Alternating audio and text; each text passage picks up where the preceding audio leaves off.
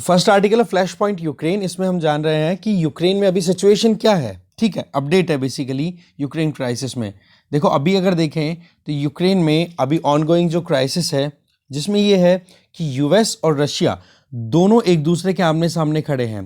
दोनों के बीच में क्या होता है ना कि जो शब्दों का जो युद्ध है वो तो लगातार चल ही रहा है, जिसमें यूएस तो लगातार ये कह रहा है कि रशिया 1.5 लाख के लगभग सोल्जर्स को डिप्लॉय कर चुका है यूक्रेन के साथ में, जो बॉर्डर शेयर होती है उसके साथ में।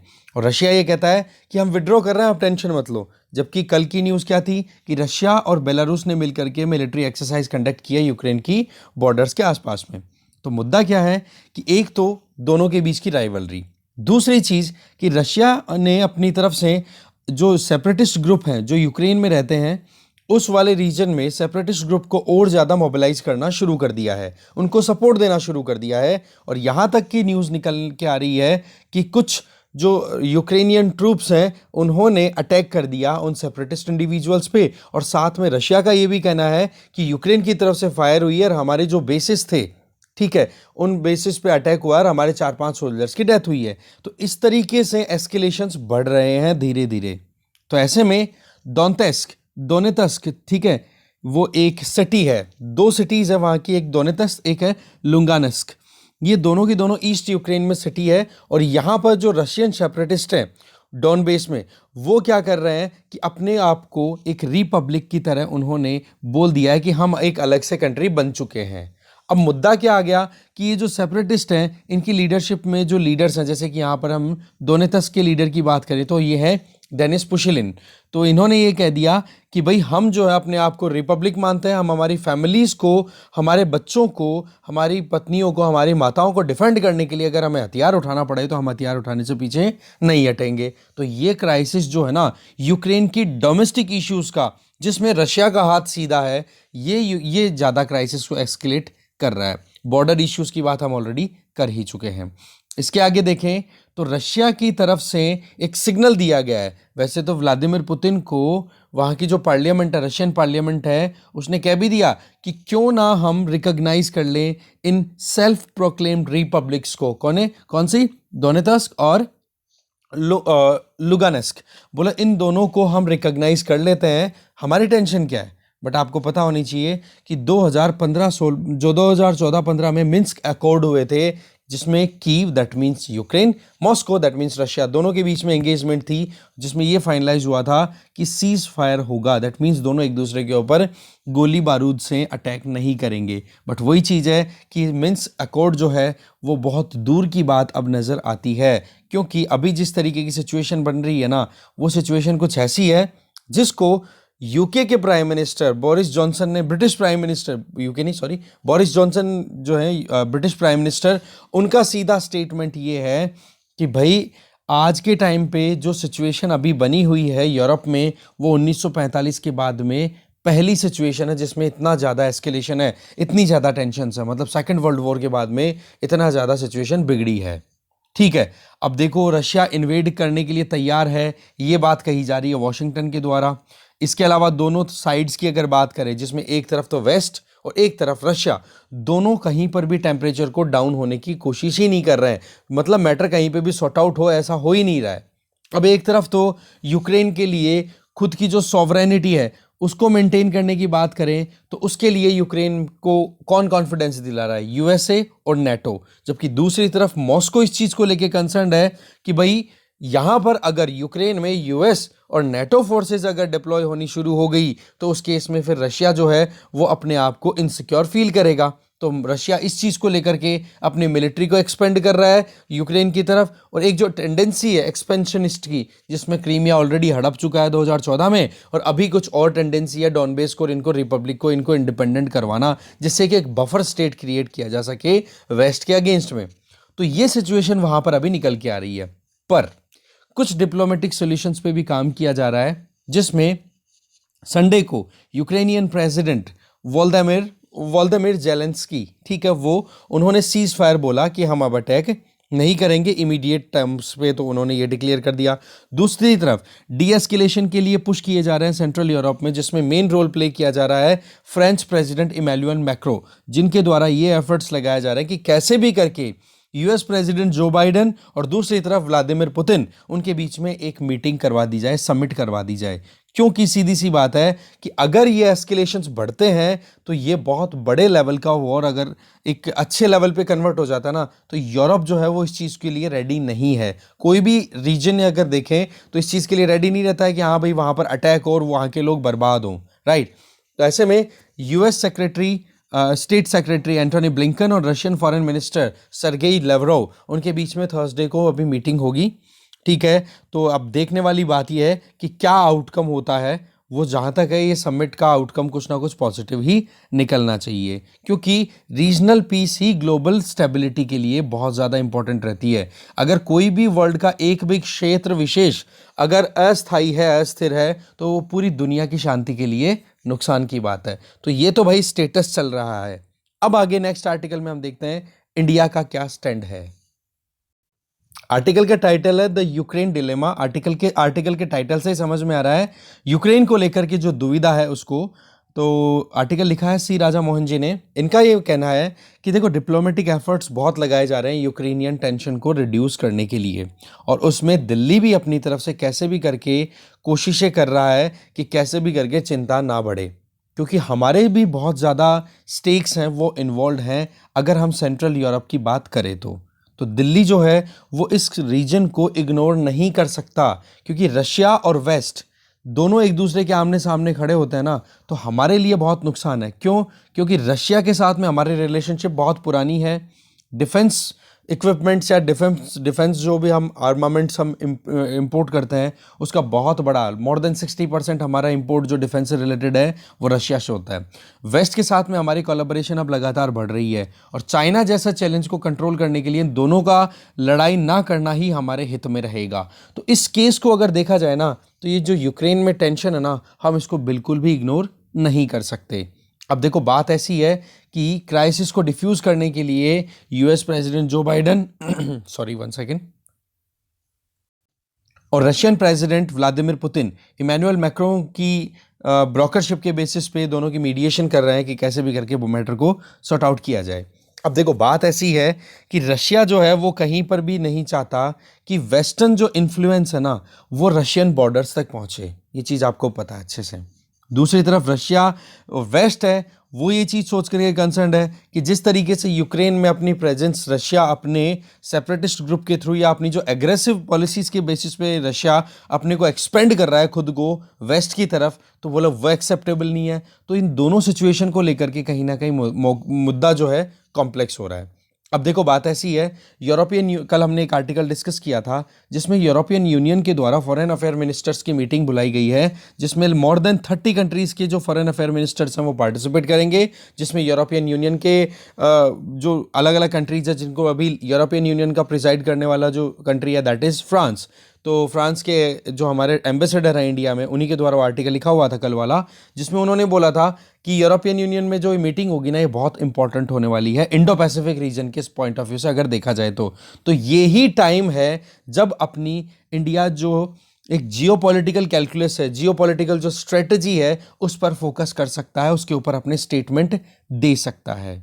अब देखो यूक्रेन में टेम्परेचर राइज करने में पुतिन ने तो कोई कमी छोड़ नहीं पुतिन तो बिल्कुल भी कोई कमी छोड़ नहीं रहे हैं, पर वही चीज़ है कि इंडिया जल्दबाजी नहीं करना चाहता है रशिया को किसी भी मुद्दे पर क्रिटिसाइज करने से, क्योंकि हमारे लिए जो टेंशन है दैट इज चाइना, और चाइना को काउंटर करने के लिए रशिया का बहुत बड़ा प्रेशर होता है।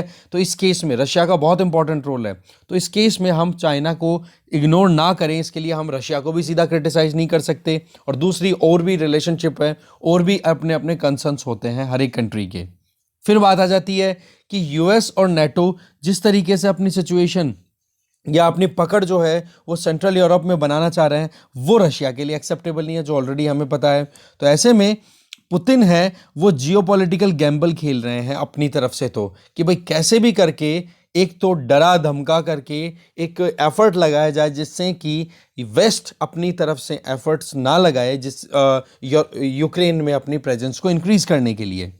ठीक है, तो अब देखो व्लादिमीर लेनिन का जो कॉन्सेप्ट था ना ऑलमोस्ट उसी कॉन्सेप्ट पे अभी व्लादिमीर पुतिन चल रहे हैं। वो कॉन्सेप्ट क्या था जिसमें क्लॉजविट्ज में उन्होंने अपनी तरफ से कहा था, वो ये war is a continuation of politics. That means जब कभी भी आपको पॉलिटिक्स खेलनी हो तो युद्ध के बारे में बात करते रहो, आपकी बात सुन ली जाएगी। ये बात व्लादिमीर लेनिन ने कही और उसी चीज को पुतिन भी अभी कंटिन्यू कर रहे हैं। इसके अलावा अगर देखें, हाई लेवल कॉन्वर्सेशंस बहुत हो रही हैं वेस्टर्न लीडर्स के बीच में, पुतिन के बीच में, कि कैसे भी करके डी एस्केलेशन हो, ये लड़ाई की टेंशन थोड़ी रिड्यूस हो। और साथ में जो क्लैशेस हो रहे हैं यूक्रेनियन सिक्योरिटी फोर्सेस और रशिया के द्वारा जो सपोर्ट किया जाने वाला ईस्टर्न यूक्रेनियन सिटीज़ में, जहाँ पर वो अपने आप को रिपब्लिक्स तक डिक्लेयर कर चुके हैं, ठीक है, तो रिबेलियंस को सपोर्ट देना, तो यूक्रेन की जो इंटरनल इश्यूज है ना, वो भी यूक्रेन के लिए सरदर्दी बन रहे हैं। तो ये सारी सिचुएशन हमारे लिए क्या है, हमारे लिए इंपॉर्टेंट ये हो जाता है कि हम कैसे डील करेंगे इस पूरे केस को, ठीक है। तो यूक्रेन जो है ना, यहाँ पर वॉर की सिचुएशन लगातार बढ़ती चली जा रही है, इस चीज़ को हम बिल्कुल इग्नोर नहीं कर सकते, पर हमारे सामने चैलेंज है कि कैसे हम डिप्लोमेटिक बैलेंस क्रिएट करेंगे। क्योंकि एक तरफ तो हम जो है रशिया को बिल्कुल पब्लिकली कह सकते हैं ना क्रिटिसाइज नहीं करना चाहते, दूसरी तरफ यूक्रेन की सॉवरेनिटी है उसको भी डिफेंड करना चाहते हैं। इसका मतलब कि रशिया के इंटरेस्ट हैं उनको भी हम बिल्कुल इग्नोर नहीं कर सकते, जबकि यूक्रेन ऐसा कंट्री जहां पर सॉवरेनिटी, डेमोक्रेटिक कंट्री है वो, वहां पर जहां पर वहां के लोगों के हाथ में डिसीजन होने चाहिए उनके खुद के, जैसे कि इंडिया खुद को अपने प्रियम्बल के बेसिस पे बोलता है ना, we the people of India having solemnly constitute India into SSDR, right, sovereign socialist secular democratic republic, तो सोवरन वर्ड, तो वो सोवरन हम खुद को बोल रहे हैं, तो डेफिनेटली हम किसी दूसरे कंट्री की सॉवरेनिटी को भी कॉम्प्रोमाइज नहीं होने देंगे। तो मुद्दा क्या है कि रशिया की जो अप्रोच है सेंट्रल यूरोप में, वो इंडिया को हमेशा से कहीं ना कहीं क्वेश्चन के मार्क में या एक दुविधा में फंसा के रख देता है। एग्जैक्टली ऐसा ही हुआ था जब सोवियत यूनियन ने हंगरी को इन्वेड किया था 1956 में। एग्जैक्टली ऐसा ही हुआ था जब चेकोस्लोवाकिया, जो कि आज के टाइम पे चेक रिपब्लिक के नाम से जाना जाता है, वहां पर 1968 में, तो इंडिया उस टाइम पर भी इसी तरीके की डिप्लोमेटिक हर्डल में फंस चुका था। बोला ऐसा ही कुछ सिनेरियो अभी बन रहा है। अब अगर सेंट्रल यूरोप में इंडिया एक प्रैक्टिकल अप्रोच बनाए, तो उस प्रैक्टिकल अप्रोच में क्या निकल के आ रहा है, हमारी आइडियोलॉजी और हमारी अप्रोचेस के बेसिस पे, कि हम मॉस्को को तो ऑफेंड कर नहीं सकते क्योंकि वो एक हमारा इंपॉर्टेंट पार्टनर है, पर दूसरी तरफ पुतिन की जो डॉक्ट्रिन है, जिस डॉक्ट्रिन के ऊपर पुतिन अभी काम कर रहे हैं, दैट इज लिमिटेड सॉवरेनिटी, वो हमें एक्सेप्टेबल नहीं है। कारण कि हमारी खुद के प्रिंसिपल हैं भाई सॉवरेन रहने के, तो हम किसी दूसरे कंट्री की लिमिटेड सॉवरेनिटी को कैसे प्रमोट करवा सकते हैं। गांधी जी की वही बात कि अगर भाई आप अपने मन में ही किसी के लिए द्वेष लेकर के चल रहे हो, तो किसी के, आप वही बात है कि गांधी जी वाला कॉन्सेप्ट कि भाई आप किसी के साथ में बुरा हो रहा है और आप खुश हो रहे हो, अरे वाह बहुत बढ़िया, इसके साथ तो बुरा ही होना चाहिए, मेरा दुश्मन है, जबकि एथिकली अगर देखा जाए तो वो चीज़ गलत है। तो उस केस में आपको वहां पर डिफेंड करने की जरूरत होती है कि किसी के साथ में एथिकली गलत नहीं होना चाहिए। हाँ, किसी ने गलत किया उसको पनिशमेंट मिले, दैट्स ओके, पर किसी के साथ में एथिकली गलत हो रहा है वो चीज़ गलत है। क्यों? क्योंकि कल को न वही बात है कि एक कहावत कही जाती है कि बेटा अगर अपने पड़ोसी को मार कर के यार माँ कहे यार वाह बेटा बहुत बढ़िया काम किया, तो एक दिन माँ के या बाप के भी अगर वो बेटा थप्पड़ मारेगा ना, तो उस दिन का वो दिन कोई दूर नहीं रहने वाला है। तो मुद्दा क्या रहा है कि लिमिटेड सॉवरेनिटी का जो डॉक्ट्रिन है पुतिन का, उस लिमिटेड सॉवरेनिटी के डॉक्ट्रिन को हम नहीं प्रमोट कर सकते। क्यों? आज रशिया को अगर इस बारे में सपोर्ट करते हैं तो आज तो चलो यूक्रेन को वो मात दे देगा, कल को उन्हें धीरे धीरे एक्सपेंड करते करते इंडिया की बॉर्डर्स तक पहुंच गए तो, और इस चीज़ को ही चाइना कहीं ना कहीं इम्पोज करना चाहता है। कहाँ पे? हांगकांग पे भी इम्पोज करना चाहता है। आप देखो इधर ताइवान पे भी इसी तरीके से चाइना करना चाह रहा है। तो इस प्रिंसिपल को हम सपोर्ट नहीं करेंगे बिल्कुल भी, राइट। तो ऐसे में डिलेमा आया कि नहीं, एक तरफ मॉस्को का सिचुएशन, एक तरफ हम हमारे प्रिंसिपल्स की बात करें, तो ये मुद्दा जो है वो हमारे लिए बहुत प्रॉब्लम क्रिएट कर देता है। देखो जब यूएसएसआर डिसइंटीग्रेट हुआ था ना, तो उस टाइम पर मिखाइल गोर्बाचेव और उनके बाद में बोरिस येल्त्सिन, इन दोनों ने तो अपनी ये जो डॉक्ट्रिन चल रही थी ना, कौन सी, लिमिटेड सॉवरेनिटी वाली, उस डॉक्ट्रिन को बिल्कुल छोड़ दिया था। बोला कि एकदम आराम से फ्री रहो सारे कंट्रीज अपने हिसाब से, क्योंकि यूएसएसआर डिसइंटीग्रेशन के बाद में टोटल 15 कंट्रीज थे जिनमें यूएसएसआर की लेगेसी कंटिन्यू की है रशिया ने। बाकी बचे हुए जो 14 कंट्रीज है ना, उन्होंने अपने अपने हिसाब से अपनी प्रोग्रेस को इंश्योर करने की एफर्ट्स लगाई। कारण क्या था कि सोवियत ब्लॉक था जो यूएसएसआर था, सोवियत ब्लॉक में क्या था कि भाई सोशलिस्टिक पैटर्न पे चलने वाले जो भी कंट्रीज हैं उनको रशियन डोमिनेंस को एक्सेप्ट करना था, और इस चीज को लेकर के बहुत ज्यादा टेंशन में भी थे जो सोवियत यूनियन के जो मेंबर्स थे। तो इस केस में जब ये चीज क्लियर हो गई थी कि हाँ जी इस तरीके की डोमिनेंस के बेसिस पे हम ना तो वेस्ट के साथ में कंपीट करेंगे, कोल्ड वॉर एरा था वो भाई, ठीक है। तो इस केस में यहां पर जो लिमिटेड सॉवरेनिटी वाला कॉन्सेप्ट जो ऑलरेडी रशियन प्रेसिडेंट्स ने, जो पुतिन से पहले के 2 प्रेसिडेंट थे, उन्होंने इस चीज को छोड़ दिया था। अब इस डॉक्ट्रिन पे रशिया फिर से आ रहा है, पुतिन जो है इस डॉक्ट्रिन को रीस्टोर करना चाहते हैं, ठीक है ना। तो मुद्दा क्या है यहां पर कि रशिया का जो डिमांड है कि यूक्रेन में जियोपॉलिटिकल अपनी एक कह सकते हैं ना, यूक्रेन जो है वो रशिया के हिसाब से काम करे, और दूसरी तरफ इसी चीज को लेकर के रशिया चाहता है कि सेंट्रल यूरोप में कोई भी सिक्योरिटी पॉलिसी हो ना तो उस पर रशिया का वीटो चले। इट मींस कि रशिया की पकड़ फिर से बने, ये चाह रहे हैं व्लादिमीर पुतिन। अब देखो 1956 में जब हंगरी में इन्वेड किया था ना सोवियत यूनियन ने, तब जवाहरलाल नेहरू जी हमारे प्राइम मिनिस्टर, उस टाइम पर एंग्लो फ्रेंच अटेम्प्ट जो कि सुएज कैनाल को सीज करने की बात की गई थी, मतलब इंग्लिश और फ्रेंच इन्होंने मिलकर के सुएज कैनाल, सुएज क्राइसिस आया था 1950s के टाइम पे, 1956 के आसपास में, तो उस टाइम पर ट्रेड को रोकने की कोशिश की थी। अब सुएज कैनाल आपको पता है कि शॉर्टेस्ट पाथ प्रोवाइड करता है यूरोप और एशिया के बीच में ट्रेड की अगर बात करें, वाटरवेज की अगर बात करें, तो उसको सीज करने की, पकड़ने अपने मतलब बंद करने की बात की थी कि भाई यहां पर तो हमारी पकड़ है, ठीक है। तो एंग्लो फ्रेंच अटेम्प्ट जो था ना, इसको क्रिटिसाइज कर रहे थे हमारे प्राइम मिनिस्टर जवाहरलाल नेहरू जी उस टाइम पे। पर उसी के जस्ट उलट अगर देखें तो हंगरी में यूएसएसआर ने इन्वेड कर दिया था 1956 में, उस चीज को लेकर के हम रहे शांत।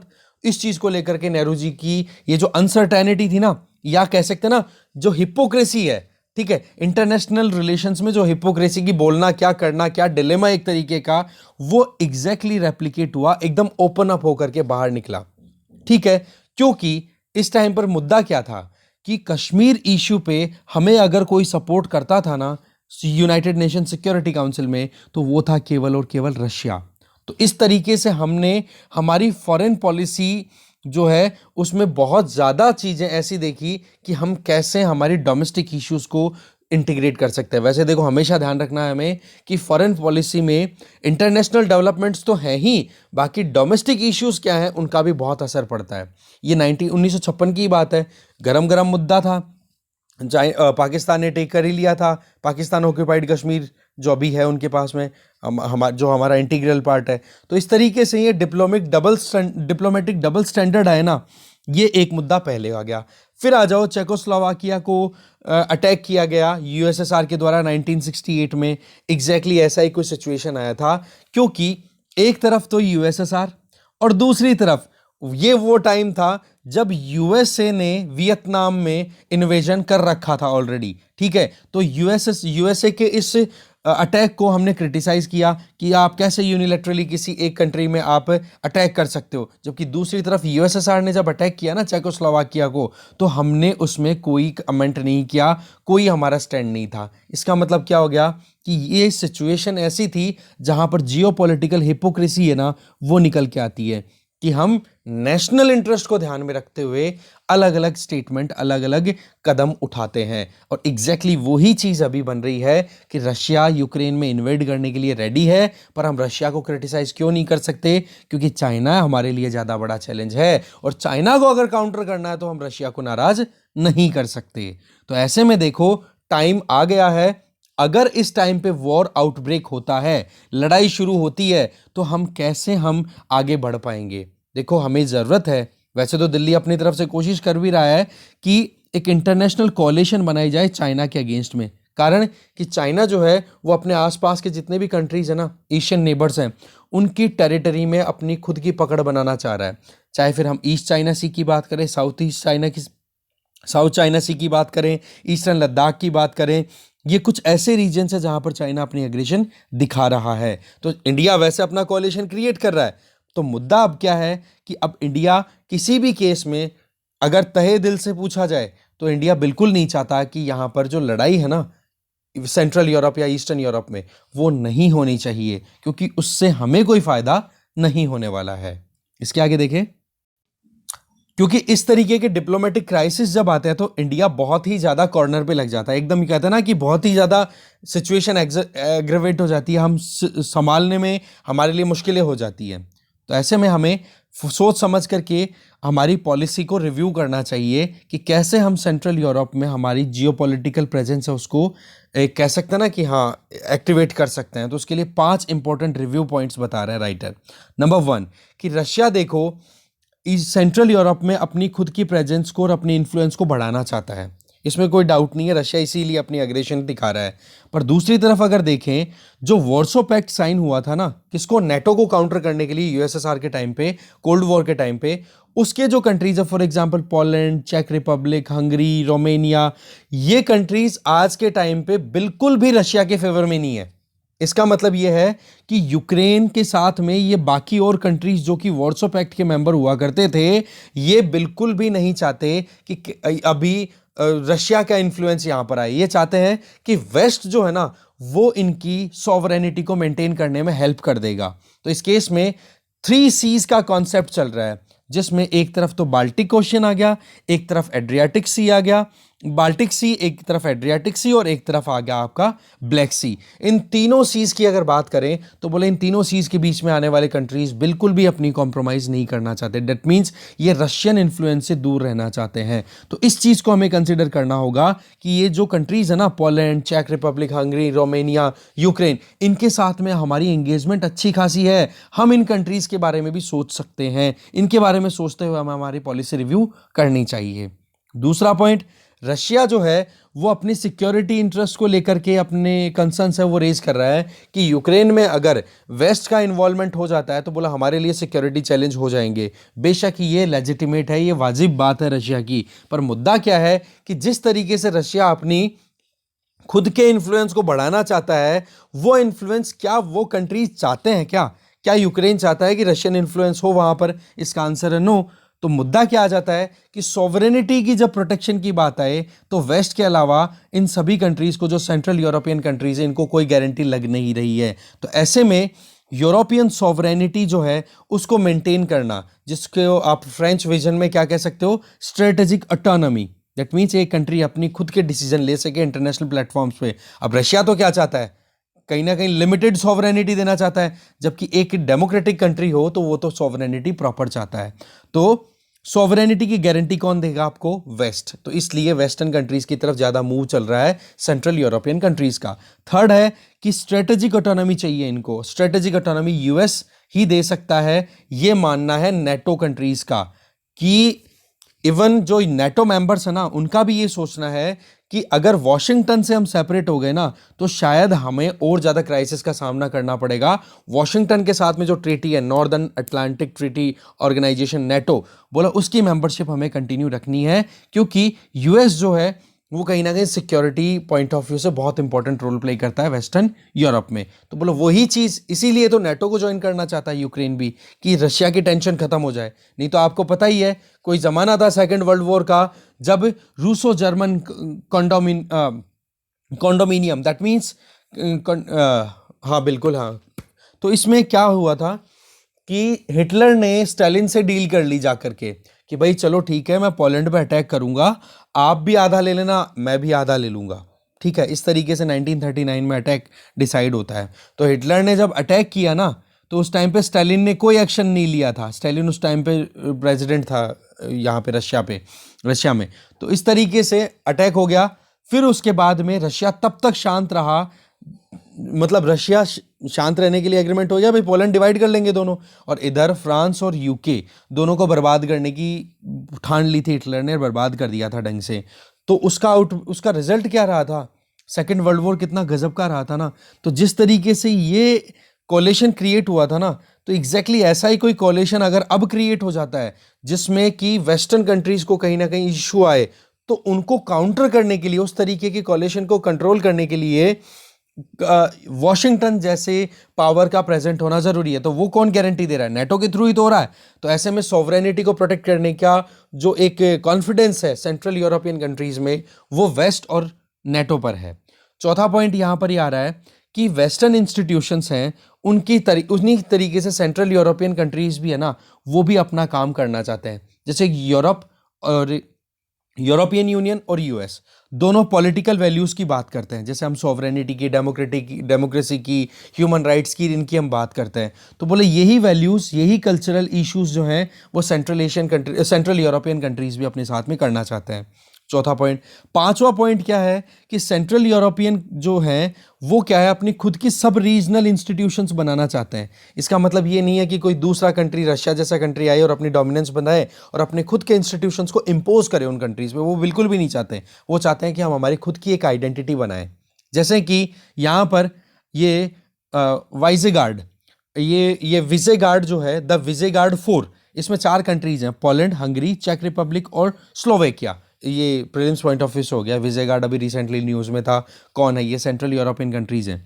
इसमें क्या है, ये चारों कंट्रीज मिलकर के अपनी खुद की एक आइडेंटिटी बनाना चाहते हैं। ठीक है। इसके अलावा 3 सीज इनिशिएटिव, जिसमें 12 जो सेंट्रल यूरोपियन कंट्रीज, कौन से, जिनमें आप मेनली फोकस करोगे, बाल्टिक सी नॉर्थ में है, एड्रियाटिक सी और ब्लैक सी साउथ में है, उसके बीच में आने वाले 12 कंट्रीज मिलकर के अपनी खुद की एक, कह सकते हैं ना कि 3 सी इनिशिएटिव लिए जा रहे हैं। तो इस तरीके से ये हमारे पास में 5 ऐसे कंसिडरेशन हैं जिनको हमें समझना होगा।